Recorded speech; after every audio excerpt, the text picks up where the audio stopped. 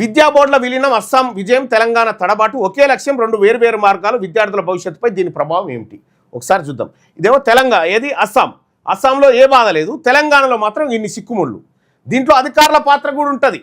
కార్యాచరణ వర్సెస్ స్తబ్దత ఒక time line విశ్లేషణ చూస్తే అస్సాంలో ప్రారంభించి ఇట్లా సక్సెస్ఫుల్గా తీసుకొని పోయారు విలీనం. తెలంగాణ రాష్ట్రానికి వస్తారు ఇగో అడ్డుగోడ పెట్టారు. ఈ అడ్డుగోడ ఎవరు పెట్టారు?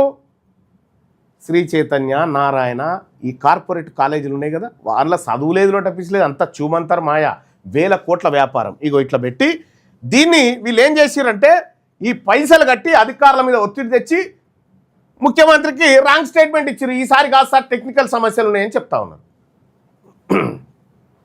విధానం వర్సెస్ ప్రయోగం. అస్సాంలో ముందుగా చట్టం రూపకల్పన చేసిరు, తెలంగాణలో ముందుగా మీడియా లీకులు ఇచ్చారు. అసెంబ్లీలో బిల్లు ప్రవేశపెట్టి అస్సాంలో హడావిడిగా అడ్మిషన్లు నిలిపివేసిరాడ. ఇక పాత బోర్డుల ఆస్తులు, ఉద్యోగుల పరీక్షల నిర్మాణంపై స్పష్టమైన బ్లూ ప్రింట్ ఇస్తే లెక్చరర్ల నిరసనకు అవకాశం ఇచ్చారు. ఇక్కడ డివిజన్ 1, డివిజన్ 2 మోడల్లో దశల వారీగా ఇది అమలు చేస్తే చివరికి ఈ ఏడాది యథాతథమంటూ వెనక్కి తగ్గింపు. ఇంకో ఇది తెలంగాణలో జరిగింది. టెక్నికల్ ఇష్యూ ఒక సాకు మాత్రమే. అస్సాం విధానం ముందుగా అధ్యయనం చేసి పరిష్కారాలు వెతికి నిర్ణయం తీసుకుంది. సమస్య చట్టపరమైన చిక్కులు, ఉద్యోగుల సర్దుబాటు, పరీక్షల వ్యవస్థ. తెలంగాణ విధానం ఎటువంటి అమలు మెకానిజం లేకుండా కేవలం రాజకీయ ప్రకటనలు చేసింది అంతే.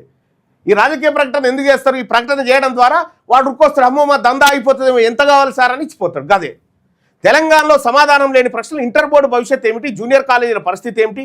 నీట్ జేఈఈ మోడల్ ఎలా ఉండబోతుంది? ఇది సాంకేతిక సమస్య కాదు, ఇది పాలనా సిద్ధంగా లేకపోవడం.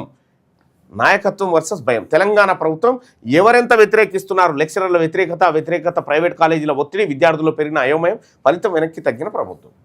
అసలు ఈ ప్రభుత్వం విద్య ఇక్కడ చూస్తే తెలంగాణలో అమలు ఏంటంటే ప్రభుత్వం చెప్తున్న సాంకేతిక సమస్య గింతే సాంకేతిక సమస్య.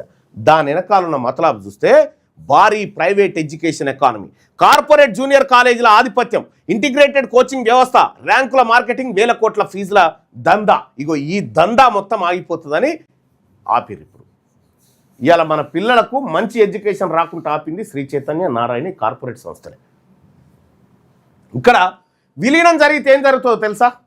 ఇంటర్ 10th విలీనం జరిగితే, విద్యా బోర్డులు విలీనం జరిగితే కార్పొరేట్ గుత్యాధిపత్యానికి చెక్ పడుతుంది. ఇంకా వీళ్ళ పప్పులు ఏముడికాయి? 1, 1, 2, 2 అనే పప్పులు ఉడికాయి.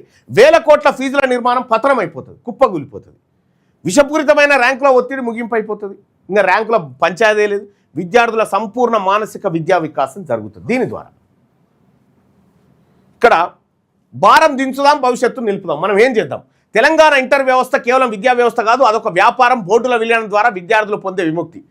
ఒకవేళ ఈ 2 బోర్డులను విలీనం చేస్తే ఫీజుల భారం నుండి లక్షల రూపాయల కార్పొరేట్ ఫీజుల దోపిడీ ఆగిపోతుంది.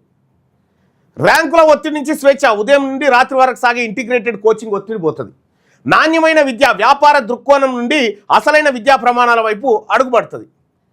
ప్రయోగం కాదు, ఇది విద్యా సంస్కరణ కావాలి. 1 వైట్ పేపర్ రిలీజ్ చేయాలి దాని మీద, 2ది పబ్లిక్ డిబేట్ పెట్టాలి, 3 భాగస్వాములతో చర్చలు జరపాలి, 4 స్పష్టమైన బ్లూ ప్రింట్ను విడుదల చేయాలి.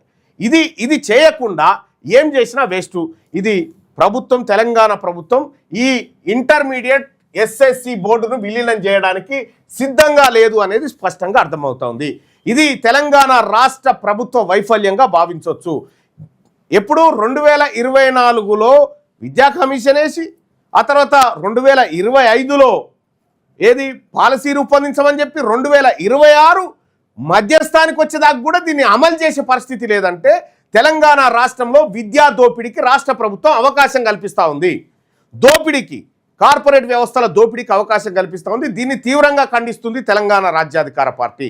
రైట్ టు ఎడ్యుకేషన్ అమలు చేయకపోగా మీదికెళ్ళి దోపిడీకి మళ్ళీ అవకాశం కల్పించింది తెలంగాణ ఈ ప్రభుత్వం. కాబట్టి ఈ ప్రభుత్వ తీరుకు నిరసనగా తల్లిదండ్రులారా, మన ఫీజులు మిగులుతూ ఉంటే, మన పిల్లలకు మంచి ఎడ్యుకేషన్ అంతా ఉంటే, ఈ కార్పొరేట్ విద్యా వ్యవస్థ ప్రభుత్వం పైన ఒత్తిడి తెచ్చి మోసం చేసింది. మన తల్లిదండ్రులను, మన విద్యార్థుల భవిష్యత్తును ఆడుకుంటా ఉంది. వాళ్ళకు మన దగ్గర ఉన్న డబ్బులు కావాలి, మన పేదవాడి రక్తం తాగడానికి ఈ అవకాశం ఏర్పడ్డది తప్ప ఇంకొకటి కాదు.